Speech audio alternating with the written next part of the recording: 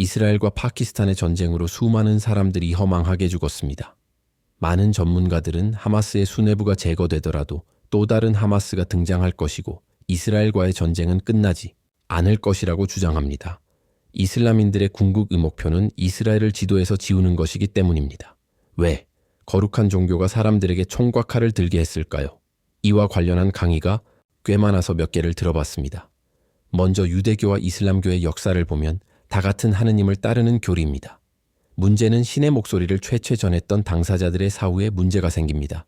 죽은 자들이 생전에 했던 말을 다양하게 해석하는 계파들이 생기고 계파를 이끄는 지식층을 리더로 삼는 과정에서 맹목적으로 따르는 신자들이 생겼습니다. 사후에 천국으로 가는 입장권을 미리 확보했다고 믿는 자들에게 타인에 대한 배려와 이해는 없었습니다.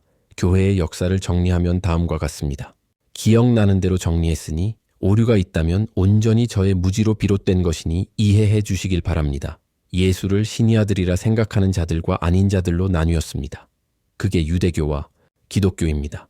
시간이 흘러 예수의 제자들이 죽은 후 문헌을 중심으로 권위자들이 앞장서서 무리를 교화시키죠. 나라 지역마다 다양한 형태의 성경이 구술로 전파되었던 겁니다. 로마에 큰 불이 났는데 기독교인들이 사는 마을에만 불이 번지지 않자 로마 황자 네로는 자신의 권좌를 지키기 위해 기독교인들이 방화했다고 누명을 씌우면서 엄청난 박해가 시작되었습니다. 한 명을 죽이면 100명의 영웅이 탄생된다고 했던가요? 탄압을 할수록 교회는 더욱더 성장하게 됩니다. 그러다 어머니가 기독교 신자였던 콘스탄티누스 황제가 기독교를 인정하면서 교회는 급속히 발전합니다. 말이 발전이지 자본에 물들기 시작한 것입니다. 타락하고 있다고 우려하는 사람들이 수도사가 되어 수도원을 짓습니다. 그러나 그 수도원도 수도사마다 다양한 방식으로 운영되며 많은 문제를 발생시키곤 했습니다. 그러던 중 이슬람교가 탄생하죠. 기존 교회가 문제가 많으니 대체되는 건 당연했던 것입니다. 그렇게 위기감을 느낀 기존 교회는 십자군을 만들어 전쟁을 일으켰지만 각 나라의 왕이나 정치인들은 이들 십자군을 용병으로 이용해 사익을 쟁취하는 데 악용하면서 십자군은 살육과 살생의 병폐만 남기고 사라졌습니다. 15세기 대항해는 산업혁명과 자본주의를 탄생시키고 종교는 개혁의 대상이 되고 맙니다.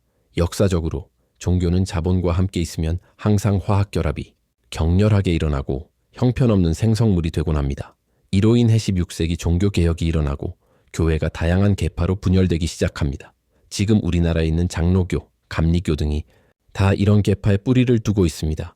교회가 인류를 구원하지 못할지 모른다는 의구심으로 17세기 계몽주의가 탄생하고 이로 인해 위기감을 느낀 교회에서 대각성 운동이 일어납니다. 결론적으로 교회는 분열되어 갈등의 근본을 제공했습니다. 수많은 사람들이 지금도 목숨을 걸고 자신들의 신앙을 지켜내기 위해 타인을 위협하고 가해하며 파괴를 일삼고 있습니다. 그렇다고 불교나 힌두교 등 타종교들은 문제가 없는 것이 아닙니다. 종교란 무엇인가 생각해 볼 문제입니다.